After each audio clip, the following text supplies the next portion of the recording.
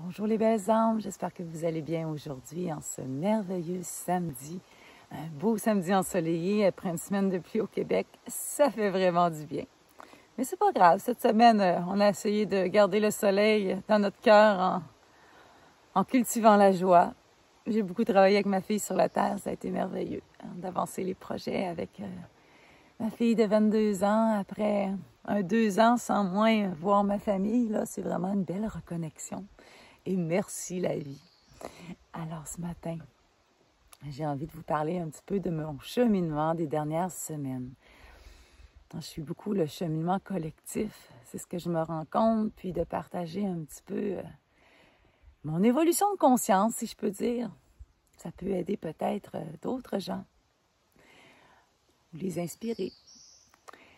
Alors, comme je dis souvent, la spiritualité, de plus en plus, j'aime moins ce mot. C'est vraiment un cheminement, hein? C'est vraiment un chemin à suivre. Mais ce n'est pas un chemin linéaire. Il y a beaucoup de remises en question. Il y a beaucoup de changements de paradigme tout au long de ce cheminement-là. Lorsqu'on s'éveille, on adhère à certaines croyances, souvent en s'inspirant de ce qu'on lit, de ce qu'on écoute, ou des formations qu'on peut lire, ou des guidances aussi qu'on peut écouter. Puis, je vous dirais que tranquillement, plus on approfondit, plus on se connecte à l'intérieur de nous, plus nos croyances finissent par s'évaporer. Puis je vous dirais que les dernières semaines, c'est vraiment ça qui m'est arrivé. Depuis 2 ans là, que j'ai vraiment une accélération dans mon évolution de conscience. Depuis 2 ans et demi, je vous dirais. Puis je ne sais pas combien de fois j'ai fait des sauts quantiques à vraiment changer complètement mes paradigmes, mes croyances, à recommencer à les intégrer, à les incarner. Et encore une fois, recommencer. Mais j'ai toujours l'impression que je vais de plus en plus haut, que je déploie mes ailes de plus en plus grandes. Et ça se fait beaucoup par la conscience que j'ai de mon être, dans l'espace, dans les lignes de temps, dans vraiment ma reliance qui est de plus en plus profonde au tout. Et cette reliance-là, je vous dirais qu'elle s'approfondit tellement par la pleine présence et de vivre le moment présent. Tu sais, au début, moi, ma vie, je vivais toujours dans le passé, dans la culpabilité, dans le regret, dans la peur du futur. Alors, je n'étais jamais là, ici et maintenant. Je vivais à l'extérieur de moi et non à l'intérieur de moi. Et quand vraiment j'ai eu cet éveil de conscience, ça a été vraiment un retour en moi. Mais les premiers temps, c'est difficile parce qu'on est conditionné depuis tellement d'années à agir autrement, à laisser notre ego sortir ses mécanismes de défense pour nous protéger de nos blessures, de ce qu'on a souffert. Alors, d'apprendre vraiment à se détacher, ça ne se fait pas du jour au lendemain, c'est vraiment un cheminement. Puis je pense qu'au début, on a besoin d'adhérer à certaines choses, puis adhérer à certaines communautés aussi, parce qu'on se sent moins seul dans ce chemin-là.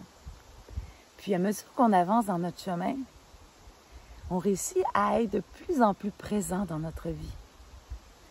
Et cette présence-là nous amène vraiment tout plein de choses. On se reconnecte à soi. On découvre nos trésors en nous, notre magie. On découvre l'énergie, on la ressent de plus en plus. Et on réussit à se détacher de plus en plus du passé, de ce qui nous entoure. Notre façon d'aimer se transforme beaucoup aussi. On aime beaucoup plus avec détachement, sans rien attendre en retour. Parce qu'on n'est plus dans nos manques. On ne reflète plus nos manques sur les autres, sur les gens, sur les événements. Alors vraiment, cette pleine présence-là de notre vie, ça nous permet de se reconnecter. Et c'est ce qui fait que nos croyances tombent. Qu'on n'a plus besoin, finalement, de s'identifier à quelque chose, à un rôle qu'on a à faire dans notre vie ou à un titre.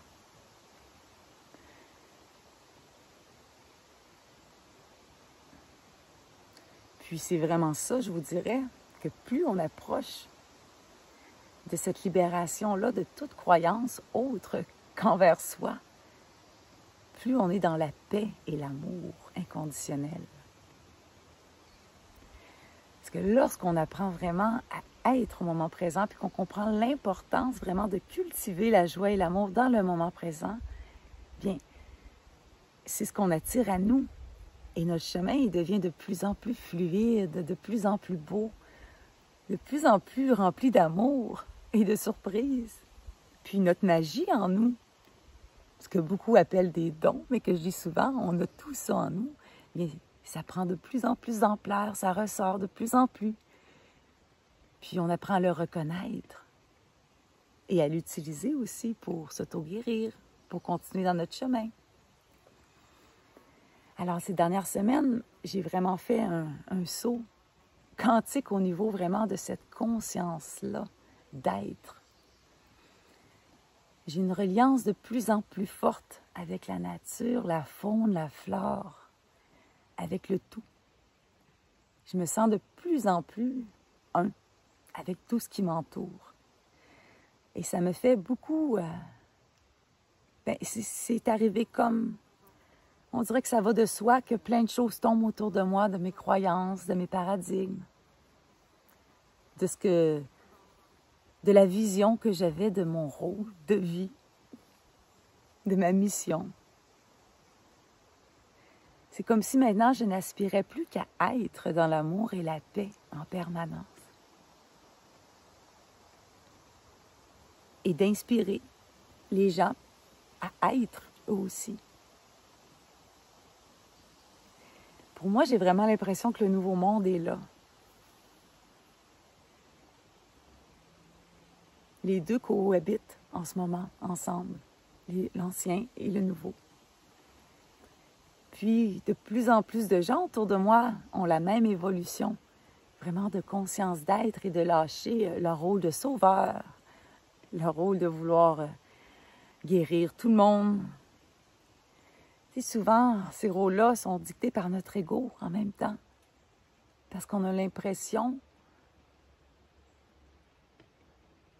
qu'on peut sauver les autres. Alors, ça nous met dans un état de supériorité inconsciemment, finalement. Parce qu'on est tout apte à se sauver.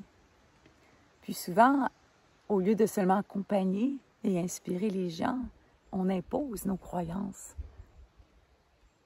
Puis on les maintient dans cette dépendance envers les soins qu'on peut leur apporter, par exemple, ou envers nos conseils ou nos guidances.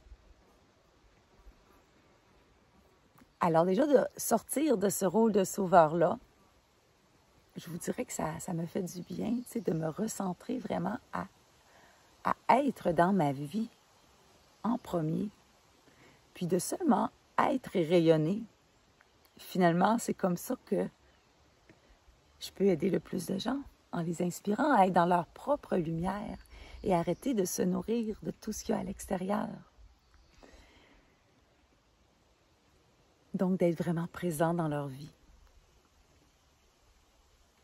De vraiment profiter de chaque instant de sa vie pour cultiver l'attitude en nous qui va nous garder dans des belles vibrations.